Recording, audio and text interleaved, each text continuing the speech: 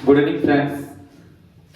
जैसा कि आप लोग जानते हैं, मैं मुकेश कुमार है ना, क्लास 11th का द लेबरनम यानी कि हॉर्नबिल बुक का द लेबरनम टॉप नाम का जो पोयम है, इसको आज हम लोग क्या करेंगे, एमसीक्यू करने वाले हैं। क्लास 11th का हॉर्नबिल बुक है ना, हॉर्नबिल बुक का poem number 2 the laburnum top, इसके आज हम लोग क्या करने वाले हैं, एमसीक्यू करने वाले हैं। आज मेरी गला थोड़ा सा फंसा हुआ है, ठीक है, इसलिए आप लोग थोड़ा सा ध्यान से सुनिएगा। सबसे पहला क्वेश्चन हमारा ये है, what is dominant colour used in the poem, है ना।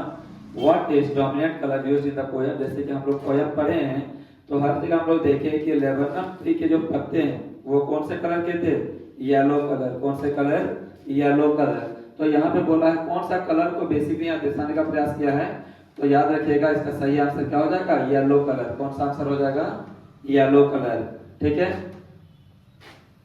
Question number 2, what transfer epithet was used in the poem the laburnum top. याद रखिए यहाँ पे पूछा गया है कौन सा पोएटिक डिवाइस, है ना। पोएटिक डिवाइस क्या है, ट्रांसफर एपिथेट। ये ट्रांसफर एपिथेट किसके लिए यूज किया गया यहाँ पे, तो हम लोग जैसे कि पढ़े हुए थे पोएट्री डिवाइस या फिर फिगर ऑफ स्पीच, है ना।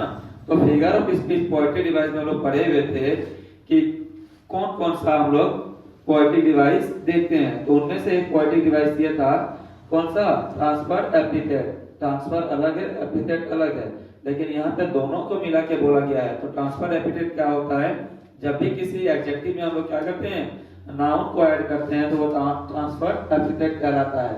जैसे हम लोग बोलेंगे, है ना, कार फुल इज कार। जैसे हम लोग बोलेंगे अ फुल इज कार, है ना, अ फुल इज कार। तो बाबू याद रखना यहाँ पे कार कभी मूर्ख नहीं होता है, कार कभी मूर्ख नहीं होता है। तो यहाँ किसको दर्शाने का प्रयास किया गया है, ये जो कार है ना, ये कार जो है किसके लिए दर्शाने का प्रयास किया गया है, उस ड्राइवर के लिए, ठीक है, उस ड्राइवर के लिए यहाँ यूज किया गया अ पुलिस कार। नहीं तो आप लोग बोलोगे मूर्ख कार होता है क्या, तो मूर्ख कार नहीं होता है। तो यहाँ आप लोग देखेंगे ट्रांसफर एपिथेट क्या है, used in the poem the laburnum top. तो इसका सही आंसर क्या हो जाएगा, हर पैरेट फेस आइडेंटिटी मास। ऑप्शन बी में है स्लीक एज अ लिजार्ड। हम लोग जानते हैं एज और लाइक लगाते हैं, क्या होता है, सिमिली यूज करते हैं, सिमिली पोएटिक डिवाइस होता है, ठीक है, फिगर ऑफ स्पीच सिमिली होता है इसका। और आगे हम देखेंगे यहाँ पे सितंबर सनलाइट, ऑप्शन सी।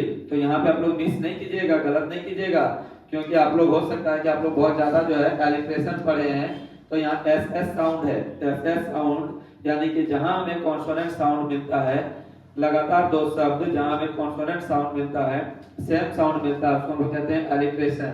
तो ये एलिट्रेशन हो जाएगा। ऑप्शन डी है engine of a family, engine of a family. तो सही इसका आंसर क्या हो जाएगा, हर पैरेट फेस आइडेंटिटी मास, ठीक है, option number A. Option number क्या हो जाएगा, ए, ठीक है। नेक्स्ट क्वेश्चन हम लोग देखते हैं, question number 3, where did the bird vanish after feeding her young ones. हम लोग देखे थे कि वो जो गोल्डफिंच यानी कि मदर बर्ड जो है वो क्या करती है, आती है उस लेबरनम ट्री पे, आने के बाद अपने बच्चों को क्या करती है, फीड करती है ना, खिलाती है, उनके लिए भोजन स्टोर करती है, खाना पीना सारा स्टोर करती है। लेकिन स्टोर करने के बाद वो कहाँ गायब हो जाती है, वैनिश मतलब होता है गायब होना, वैनिश मतलब क्या होता है, गायब होना। तो हमारी ये जो बर्ड है ये अपने बच्चों को फीडिंग करने के बाद कहाँ गायब हो जाती है, तो याद रखना बाबू आप लोग। हम लोग देखते हैं ऑप्शन, ऑप्शन में है to the top of the trees, to the top of the trees. Option है option B to the other branch, यानी कोई दूसरे ब्रांच में, दूसरे ब्रांच, ब्रांच मतलब होता है शाखा, ठीक है, क्या होता है, शाखा। अब ऑप्शन सी है टू हर नेस्ट, है ना, यानी तू अपने घोंसले पे। और है option D behind the yellow leaf. तो कहाँ छिपते हैं वो, बिहाइंड द येलो लीफ, याद रखना, ठीक है। इसका सही आंसर हो जाएगा behind the yellow leaf. Next question है आपके पास, how did the bird move to the other side of the branch. अब याद कीजिए आप लोग पढ़े थे कि पक्षी जो है एक ब्रांच से दूसरे ब्रांच में जाने के लिए क्या क्या करती है, तो आपको याद होगा वह लिजार्ड की तरह, है ना, वह लिजार्ड की तरह यानी छिपकली की तरह वो क्या करती है, पहले सतर्क होकर देखती है किधर है, कोई मेरा दुश्मन तो नहीं है आसपास में, ठीक है। तो यहाँ पे कैसे, तो आंसर आपका क्या हो जाएगा? Like a lizard, like a lizard. ठीक है, इसका सही आंसर क्या हो जाएगा? Like a lizard. Next question है where are the young ones of the goldfin bird, यानी कि उस गोल्डफिन पक्षी के, कौन से पक्षी? गोल्डफिन पक्षी के जो बच्चे हैं वो कहां पर हैं? वो पक्षी के बच्चे कहां पर हैं? तो आपके पास ऑप्शन है on the tree, option B है on the top of the tree, option C है on the thickness of the branch and option D है नोवेयर। तो क्या हो जाएगा इसका answer? On the thickness of the branch. क्या हो जाएगा इसका? On the thickness of the branch, है ना? On the thickness of the branch, याद रखिएगा। नेक्स्ट क्वेश्चन है what happened to the leaves of the laburnum tree, यानी कि लेबनम ट्री के पत्ते को क्या हुआ था? हम लोग देखे थे कि वह पत्ते अब धीरे धीरे क्या हो रहे थे? येलो से और ज्यादा येलोइश हो रहे थे, येलो से येलोइश हो रहे थे, यानी कि वो तो पत्ते ऐसे भी लाल, ऐसे भी पीले होते हैं। अब पीले पत्ते जब सूखेंगे तो और वो क्या हो जाएंगे? और तो और पीले होते जाएंगे। तो यहाँ पे वही चीज को पूछा गया है what happened to the leaves of the laburnum tree, यानी कि लेबनम ट्री के पत्तों को क्या हुआ? तो आंसर हम लोग देखेंगे दे वेयर ग्रीन, यानी वो हरा हो गए, वो भी नहीं होगा। ऑप्शन बी है टर्न येलो, यानी कि येलो से और ज्यादा क्या हो गए? येलोइश, याद रखिएगा। हो सकता है आपके पास यहाँ पे हो जाएगा टर्न येलोइश, ठीक है, यानी कि वो येलो से और ज्यादा क्या हो गए? येलो हो गए। ऑप्शन सी है फॉलन डाउन, सभी पत्ते गिर गए। ऑप्शन डी है नन ऑफ दिस, तो इसका सही आंसर क्या हो जाएगा? टर्न येलो, है ना, यानी कि वो पत्ते सारे क्या हो गए? येलो कलर हो गए थे, यानी कि येलो से और ज्यादा येलोइश हो गए।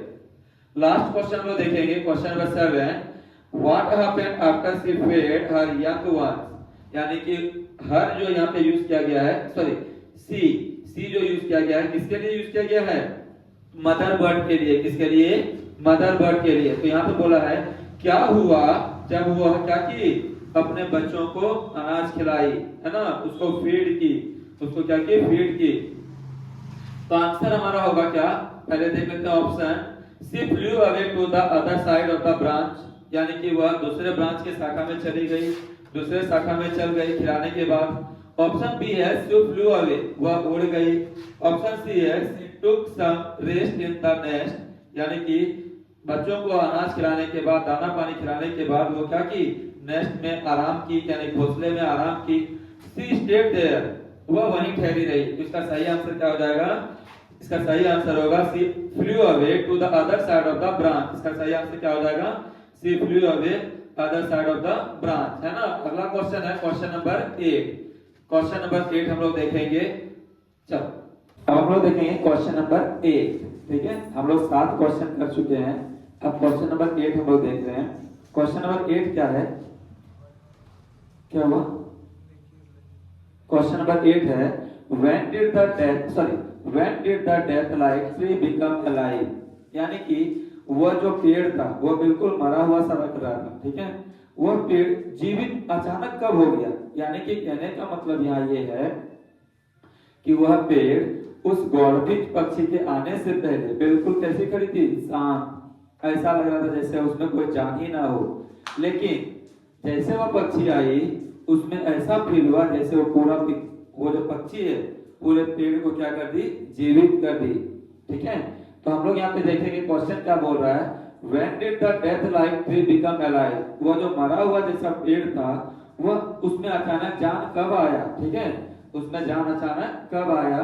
तो हम लोग देखेंगे ऑप्शन ए में इन मे, ऑप्शन ये गलत हो जाएगा। ऑप्शन नंबर बी है by the arrival of the goldfish bird, यानी कि जैसे ही पक्षी उस पेड़ में आती है, पेड़ में क्या होते हैं? जान आ जाते हैं। इसका सही आंसर क्या हो जाएगा?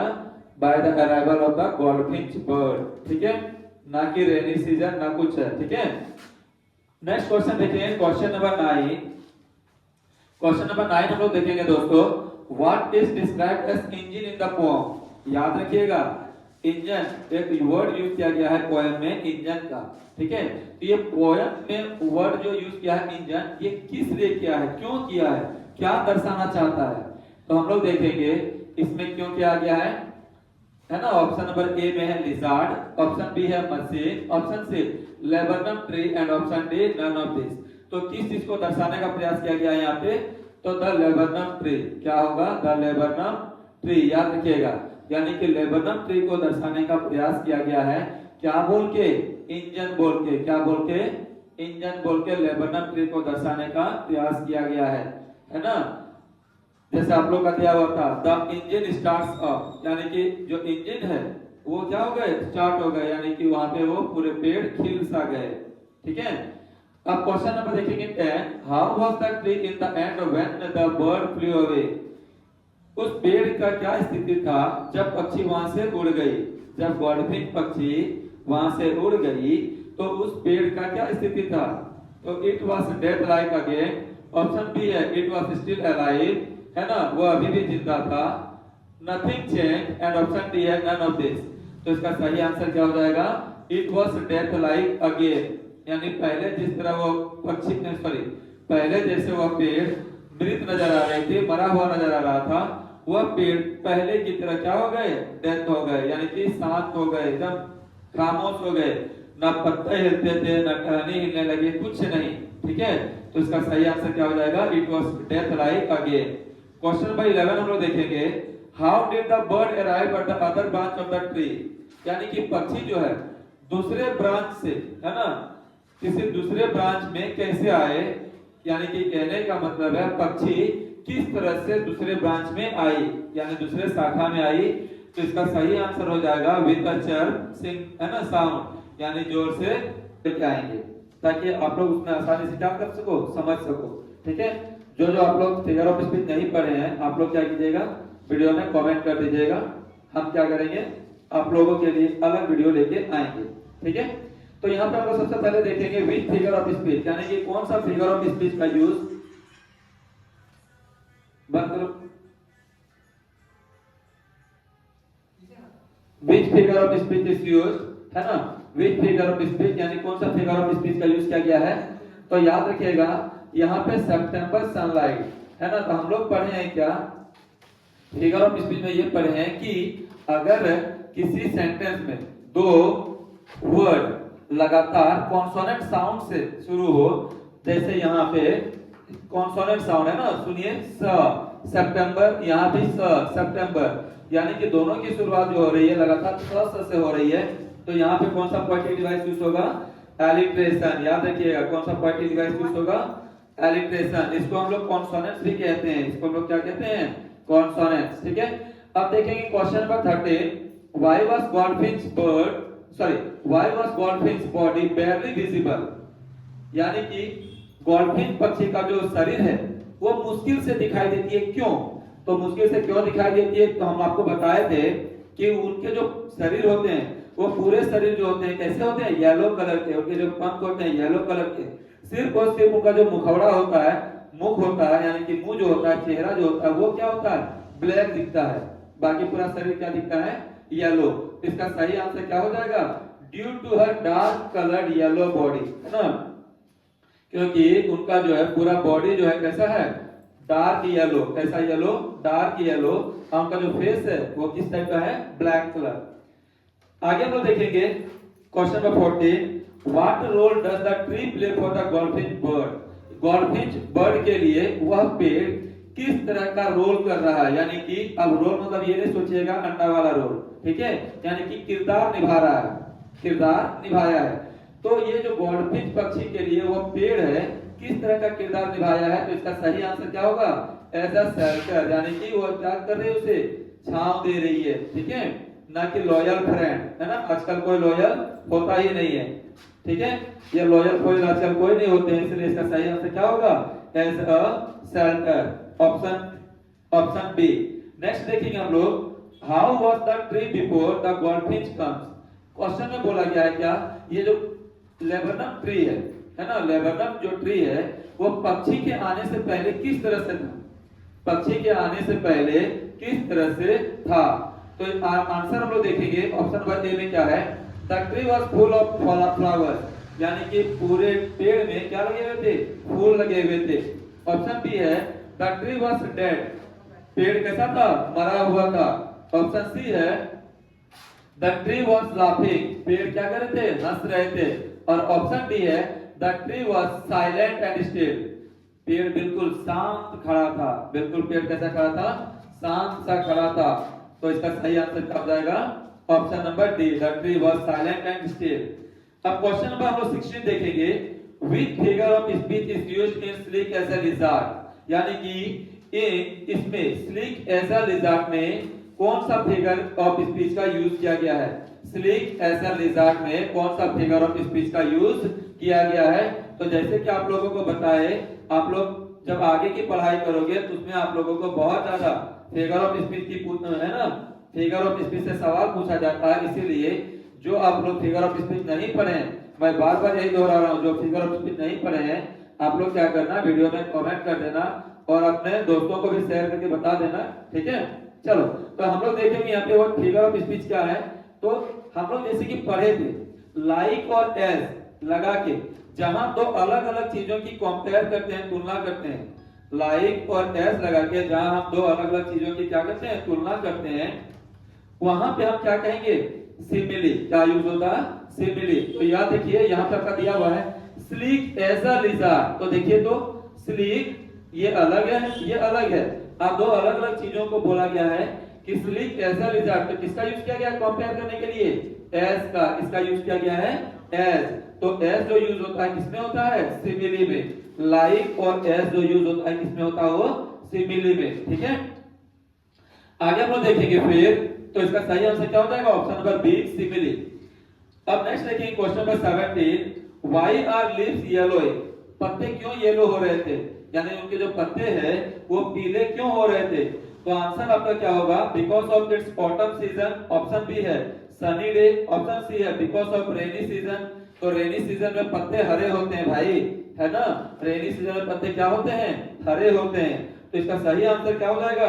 बिकॉज ऑफ ऑटम सीजन, यानी कि पतझड़ सीजन चल रहा था। कौन सा सीजन चल रहा था? पतझड़ का। यानी पत्ते क्या हो रहे थे? येलो येलो होके क्या हो रहे थे? गिर रहे थे, है ना। पत्ते येलो होके गिर रहे थे। तो सही आंसर क्या हो जाएगा? Because it is autumn season. कौन सा सीजन है? ऑटम सीजन, याद रखिएगा। नेक्स्ट है आपका question number 18, last question. Who is the writer of the poem the laburnum top? तो याद रखिएगा, जैक बोर्ड वाले खास करके राइटर के बारे में पूछा जाता है कि इसके राइटर कौन है? द लेबनम ट्री के, द लेबनम ट्री के, है ना। द लेबनम ट्री, नहीं सॉरी, क्वेश्चन लिखने में मिस हुआ था। यहाँ देखेंगे द लेबनम टॉप के जो राइटर हैं, द लेबनम टॉप के जो राइटर हैं उनका नाम क्या है? तो सही इसका आंसर क्या हो जाएगा? सही आंसर हो जाएगा टेड ह्यूज। क्या हो जाएगा? Ted Hughes. याद रखिए, ठीक है।